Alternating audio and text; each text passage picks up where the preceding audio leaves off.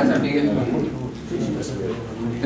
Bueno, Ernesto Kilner, además de haber participado también del libro de homenaje, vi que estuviste también en el libro de homenaje a Alberto Venegas Lynch, bueno, nos va a hablar del pensamiento de Emile Silverberg, que bueno, fue un discípulo de Alberto Venegas Lynch. En realidad ese es el libro viejo, después hay uno nuevo. ¿Vos vas a hablar de las raíces o de los dos? Ernesto, ¿vas a hablar de las raíces totalitarias? Y están muy vinculados. Bueno, sí, una de las raíces totalitarias del fracaso argentino y el tema de la... Bueno, buenas noches.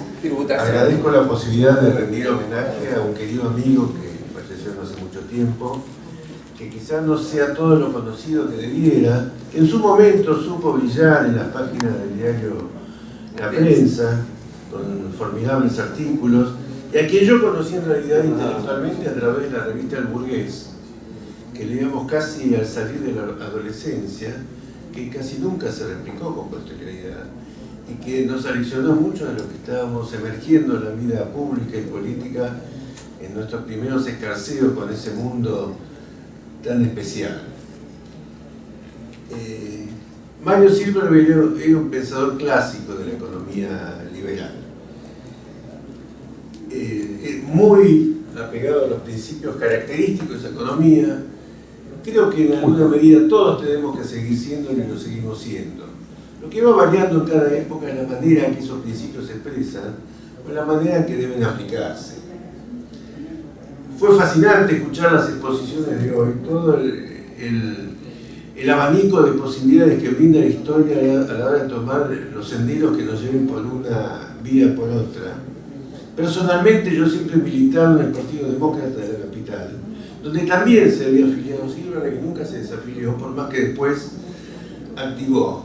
Un precedente raro porque era difícil que un extranjero, un inmigrante se afiliara a un partido conservador aparentemente tradicionalista, que en realidad era el partido más liberal que existía en la República Argentina. La historia, no podemos prescindir de la historia, vivimos en la historia. Las decisiones que vayamos a tomar no pueden prescindir del mundo que nos toque vivir. De modo que contemplar y auspiciar programas en abstracto a veces nos puede llevar muy lejos a los objetivos que nos fijamos. Inclusive fijarnos los objetivos es una cuestión histórica que nos debiera llevar a templar cuáles debían ser ellos y cuáles no. En el caso de Silverberg se aplicó enteramente, porque era un erudito en la materia, el análisis de los principios de la historia económica argentina, con una aplicación estricta de los principios liberales, de los principios económicos de la libertad, porque realmente no veía ningún obstáculo, ninguna óbice para que ese estudio fuera imposible, porque era muy claro que la historia argentina estuvo signada en toda su evolución por el respeto o no respeto de los derechos individuales y la tradición económica liberal. Salimos del rosismo con Caseros, se producen los primeros escarceos en la constitución definitiva del país, como se ha dicho antes con mucha certeza, no hubo una homogeneidad absoluta entre los distintos participantes de ese proceso, hubo marchas, contramarchas, hubo los ferrocarriles garantidos, hubo los bancos garantidos, en víspera de la revolución del 90, de la crisis del 90 y la revolución paralela. Hubo un cierto funcionamiento del Banco Provincia como banco como prestamista de última instancia, o más que como prestamista de última instancia, como regulador de última instancia del sistema crediticio mediante distintos sistemas de préstamos. No tuvimos nunca, hasta entonces, y por mucho tiempo, una economía absolutamente liberal, ni la va a haber nunca, porque la realidad práctica implica que tengamos que coexistir y negociar con aquellos que no piensan como nosotros. Lo que no podemos hacer de cara a elecciones es poner en tela de juicio los principios básicos que nos van a guiar, que es el mal que está sufriendo el país. Gana el PRO, nos vamos para una especie de legalismo. Gana el Frente de Todos, nos vamos para una especie de, más que una especie, un populismo cada vez más acelerado. No se puede poner en tela de juicio las supervivencia de un país de ese modo, jugando en cada elección el futuro del país, que es lo que Mario Silver también criticaba, aunque muchas veces él percibió claramente los cambios no eran tan duros como parecían. Por ejemplo, él distingue en la economía argentina del siglo XX 3 periodos que curiosamente cataloga de esta manera. El peronismo preperonista, el peronismo peronista y el peronismo postperonista. ¿Qué llama peronismo preperonista? Toda la batería de medidas intervencionistas monetarias que se tomaron a partir de la crisis del 30, que implicaron desde el control de cambios, el cambio diferencial para beneficiar las rentas públicas y asistir a ciertos sectores privilegiados, el impuesto a los réditos ante la amenaza de reducción de ingresos que significaba la crisis, y sobre todo un tema que se ha revertido últimamente con bastante fulgor gracias a la actividad incansable de un notorio político actual, que es el tema del Banco Central. Porque si hubo un paradín para terminar con el Banco Central, deben saberlo, antes que de lo que se está hablando ahora y por mucho tiempo. Inclusive nosotros hemos manifestado frente al Banco Central pidiendo su derogación en los años 80, fue nada menos que Mario Silver, que veía del Banco Central el gran causante de la desgracia de la destrucción absoluta del signo monetario de la República Argentina, creado a partir incluso de quienes habían sido, algunos como Federico Pinedo, sus principales enemigos de la idea de crear un Banco Central. Pero, inclusive,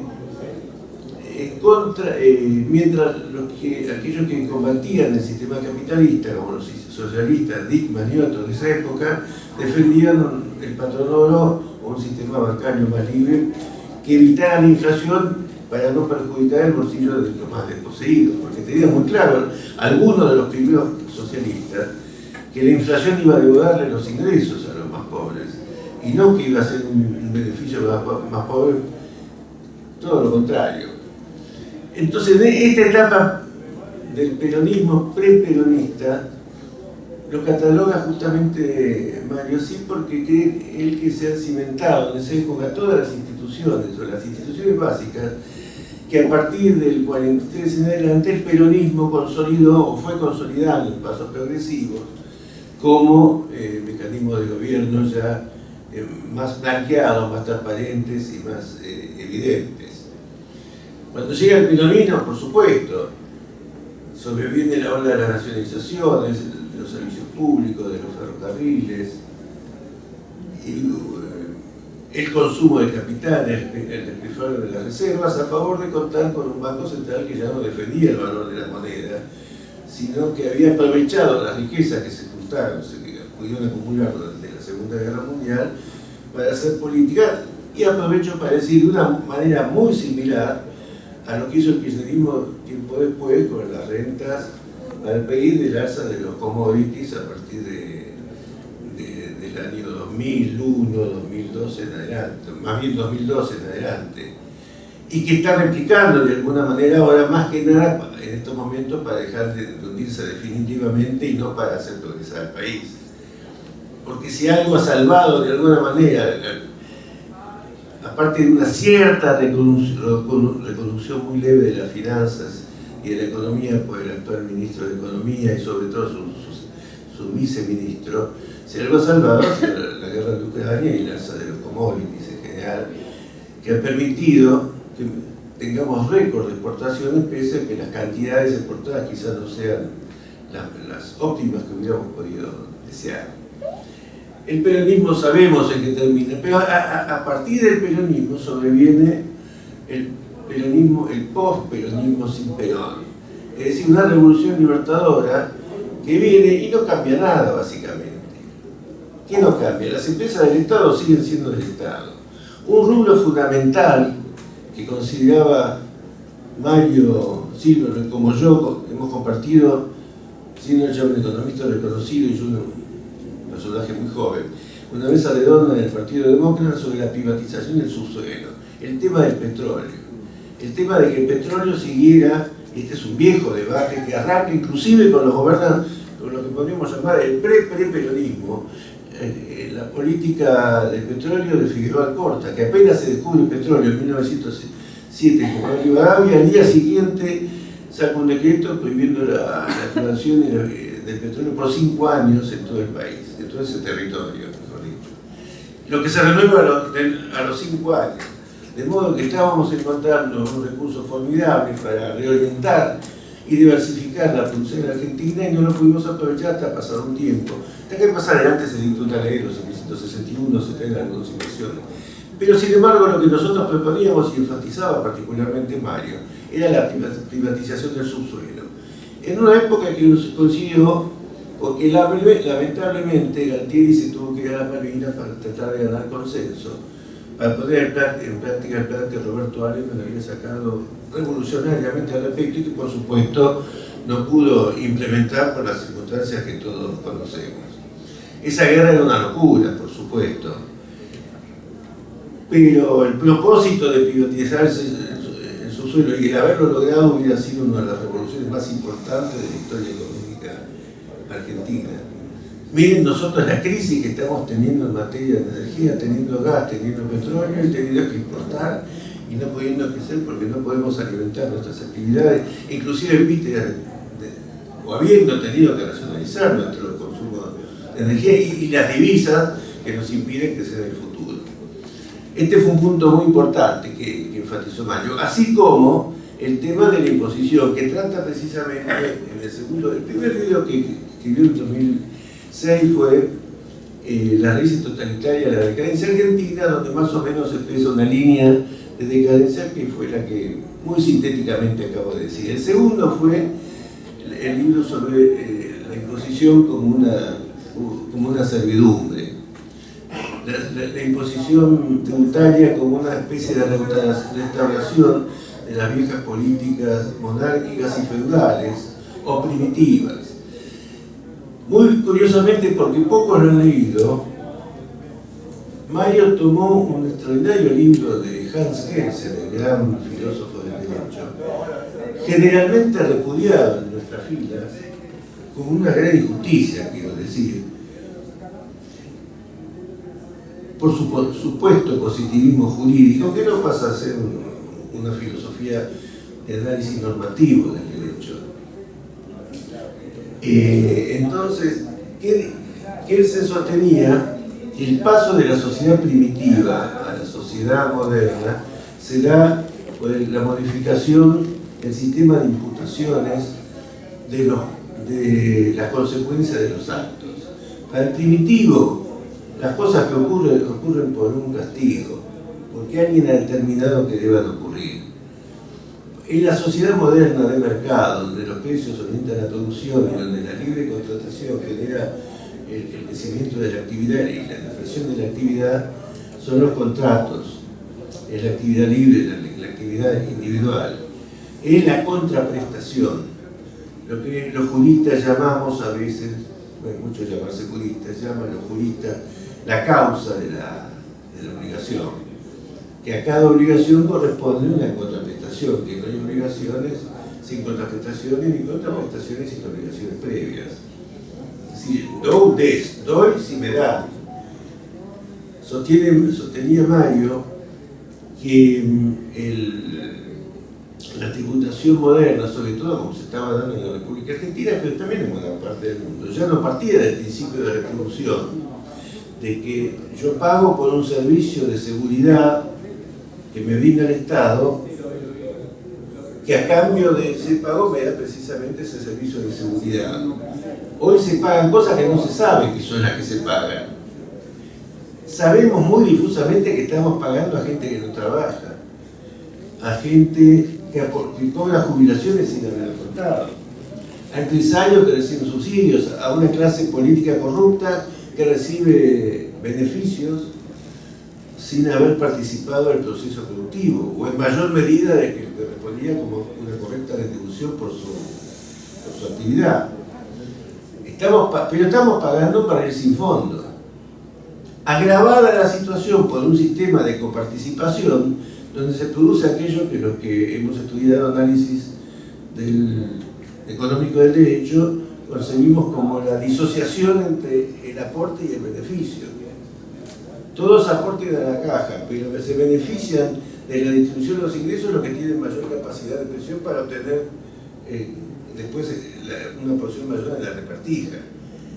Que es la razón por la cual algunas provincias que no tienen posibilidad, por lo menos en las actuales circunstancias, de sostenerse, que son evidentemente, no voy a decir inservibles, porque es un poco chocante, pero sí viable, como el caso de Formosa, por no dar nombres, resulta que son sostenidas agravando el panorama nacional, mientras a costa de ese panorama nacional algunos vivos resultan beneficiados y se prorrogan indefinidamente en el poder gracias a esta repartija. Podríamos hablar del Chaco y de otras provincias también. Y bueno, en la provincia de Santa Cruz ya se ha dicho, acaban de bajar la edad jubilatoria de los docentes a 50 años, de modo que eso exime de muchos comentarios. Perdón, de Tierra del Fuego, me fue un lapso, porque va a pasar en Santa Cruz también. Siempre sostuve que fue el problema de River y de Independiente cuando descendieron. Se produce un problema muy serio cuando los que aportan para el club son los socios y los que deciden las políticas del club son los hinchas. Que ese es el gran problema de la Argentina y del mundo. Lamentablemente, el problema de la urbanización, de la concentración de las masas, ha generado una presión progresiva de las masas sobre la toma de decisiones, que disocia la racionalidad de las decisiones del peso relativo que puede tener intelectualmente una posición o una teoría. Hoy se gasta más porque las masas votan. Se ha hablado acá, y es un tema de un gran debate, sobre cómo solucionar este problema. Lo acaba de mencionar Quique. El mismo Friedrich Hayek, en uno de sus últimos ensayos, hablaba de la necesidad de reformar la democracia, establecer una especie de supercámara, supersenado, que tome las decisiones constitucionales básicas de un país, dejando para una segunda cámara más cotidiana, más de todos los días, las decisiones casi ejecutivas de comando de la economía.